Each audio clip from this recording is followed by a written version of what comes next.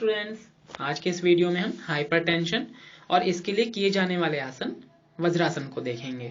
तो पहले संक्षेप में देख लेते हैं हाइपरटेंशन क्या होता है। हाइपरटेंशन का अर्थ है उच्च रक्तचाप और बहुत अधिक संख्या में लोग इसका शिकार हो रहे हैं। रक्त दबाव हालांकि आयु के साथ साथ बढ़ता है, लेकिन आजकल नवयुवक भी अपनी दोषपूर्ण जीवन शैलियों के कारण अतिरिक्त दबाव की समस्या से ग्रस्त हैं। वास्तव में हृदय का मुख्य कार्य विभिन्न धमनियों द्वारा शरीर के विविध भागों को शुद्ध रक्त की आपूर्ति करना है।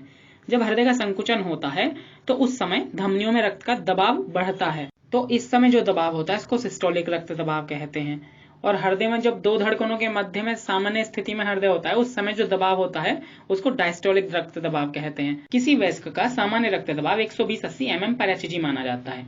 जिनके रक्त दबाव की माप 140 और 90 से ज्यादा हो जाती है, यानी कि सिस्टोलिक ब्लड प्रेशर 140 और डायस्टोलिक 90 से ज्यादा हो जाता है, तो उसे अतिरिक्त दबाव की स्थिति में होना कहा जाता है। हाइपरटेंशन से बचने के लिए हमें ताड़ासन, वज्रासन, पवन मुक्तासन, अर्धचक्रासन, भुजंगासन और शवासन जैसे योगासनों का अभ्यास करना चाहिए। वज्रासन एक बैठने की स्थिति में किया जाने वाला आसन है, जिसमें इस तरीके से बैठा जाता है जैसे कि आप इस पिक्चर में देख रहे हैं। वज्रासन, जिसे वज्र मुद्रा या डायमंड पोज के नाम से भी जाना जाता है, थंडरबोल्ट पोज भी इसको कहते हैं, सबसे सरल आसन है जिसका आप पाचन क्रिया को बढ़ाने के लिए भोजन के बाद अभ्यास कर सकते हैं। यह एक ध्यानात्मक आसन है। वज्र का अर्थ होता है कठोर। वज्र का संस्कृत में मतलब हीरा है, जो कि बहुत मजबूत होता है। मानव शरीर में एक नाड़ी है जिसे वज्र नाड़ी के नाम से जाना जाता है, और ये जननांग अंगों से संबंधित होती है। वज्रासन इस नाड़ी को सशक्त बनाता है। यह सबसे अच्छा आसन है जिसे विशेषज्ञ एकाग्रता और ध्यान के लिए सुझाते हैं। चलिए अब देखते हैं वज्रासन करने की विधि, कैसे किया जाता है वज्रासन, यानी कि प्रोसीजर ऑफ वज्रासना। इसमें सबसे पहले अपने दोनों पैरों को सामने फैला के बैठ जाएंगे। उसके बाद बाएं पैर को यानी कि लेफ्ट लेग को घुटने से मोड़ के बैठेंगे। उसके बाद दाएं पैर को भी, राइट लेग को भी घुटने से मोड़कर बैठ जाएंगे, जैसा कि चित्र में देखा था। दोनों पैरों के अंगूठे एक दूसरे से मिला के रखेंगे और दोनों एड़ियों में अंतर बना के रखेंगे। शरीर को सीधा रखें। अपने दोनों हाथों की हथेलियों को घुटने पर रखेंगे और फिर धीरे धीरे शरीर को ढीला छोड़ें। आंख बंद करके रखें और धीरे धीरे लंबी और गहरी सांस लें और छोड़ें। इस आसन को आप जब तक आरामदायक महसूस करते हैं तब तक करें। शुरुआत में केवल 2 से 5 मिनट तक ही करें। तो इस तरीके से आपको कुछ देर बैठना है वज्रासन की स्थिति में। चलिए अब देखते हैं वज्रासन से हमें क्या लाभ प्राप्त होते हैं। पहला, शरीर को सुडौल बनाता है। दूसरा, मेटाबॉलिज्म को सही करके हमारा वजन कम करने में मददगार है।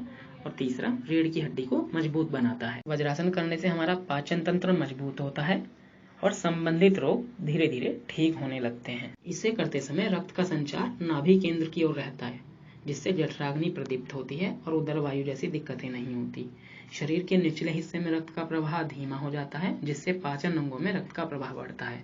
इससे पाचन तंत्र मजबूत होता है और एसिडिटी और अल्सर का असर कम होने लगता है। इस आसन को करते समय पेट के मध्य भाग पर सबसे अधिक दबाव होने से पेट और आंत पर हल्का दबाव पड़ता है, जिससे कॉन्स्टिपेशन की दिक्कत भी दूर होती है। पांचवा लाभ है, वज्रासन से नितंब, कमर, जांघ पर जमी हुई अतिरिक्त चर्बी यानी कि फैट कम होता है। उच्च रक्तचाप यानी कि हाई ब्लड प्रेशर कम होता है। कटी स्नायु शूल यानी कि साइटिका, ये कमर के निचले हिस्से से होने वाला दर्द है जो पैरों तक फैल सकता है। ये आमतौर पर साइटिका नस के दबने से महसूस होता है और ये असहनीय भी हो जाता है। और त्रिसंक्रमण रोगों में ये लाभ देता है। और 8th, एकाग्रता के लिए महत्वपूर्ण है।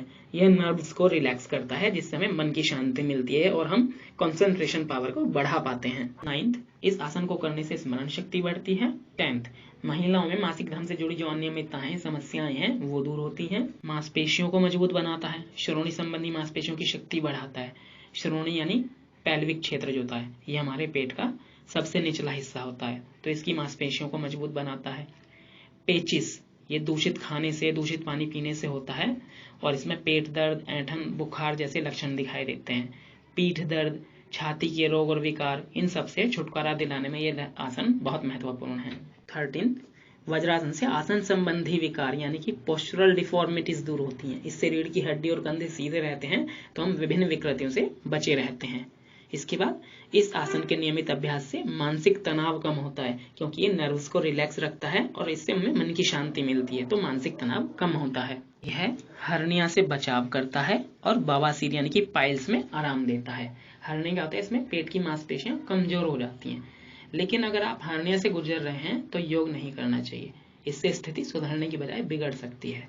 हर्निया से बचाव चाहते हैं तो या फिर सर्जरी करा चुके हैं तो पेट की मांसपेशियों को मजबूत करने के लिए आप इस योगासन को कर सकते हैं। चलिए और भी सावधानियां देख लेते हैं कि हमें और क्या सावधानी रखनी चाहिए।